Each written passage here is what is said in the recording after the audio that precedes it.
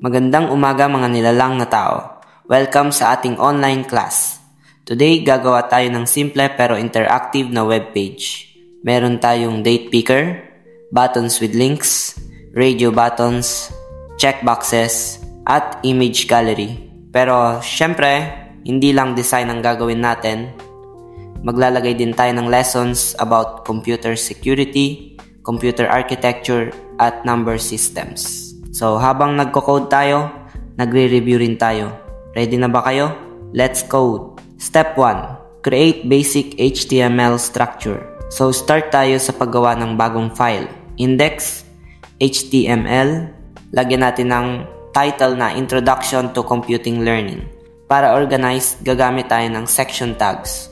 Yung first section ay tungkol sa computer security. Dito, ilalagay natin ang simple definition.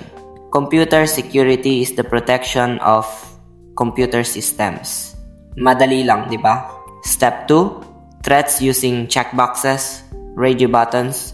Next topic, threats to hardware, user, and data. Gagamit tayo ng checkboxes at radio buttons dito. Checkbox pwedeng marami ang piliin. Radio button, isa lang ang choice.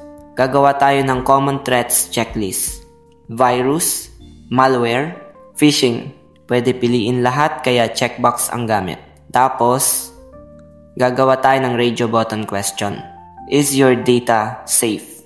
Choices, yes or no. Isang answer lang dapat kaya radio button ang gagamitin natin. Step 3. Exam date using date picker.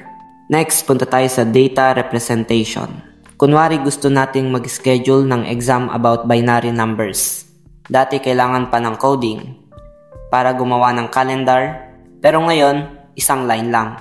Input type, date, boom, may calendar na agad. Gagamitin natin para sa exam date kahit December 15 to 17 pa yan.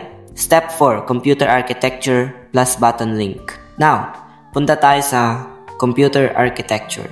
Gusto ko maglagay ng button na magdadala sa detailed explanation. Pero ayoko ng boring na plain link. So, gagawa tayo ng a link sa HTML.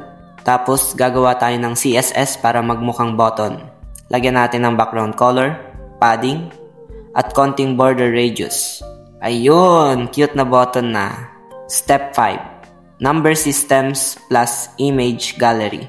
Last topic, number systems binary, decimal, hexadecimal. Mas madaling intindihin to pag may visuals. So, gagawa tayo ng image gallery. Gagamit tayo ng CSS flexbox or grid para pantay-pantay ang images. Pwede nating ilagay yung conversion tables as images. Dagdagan natin ng hover animation para mas cool. And that's it.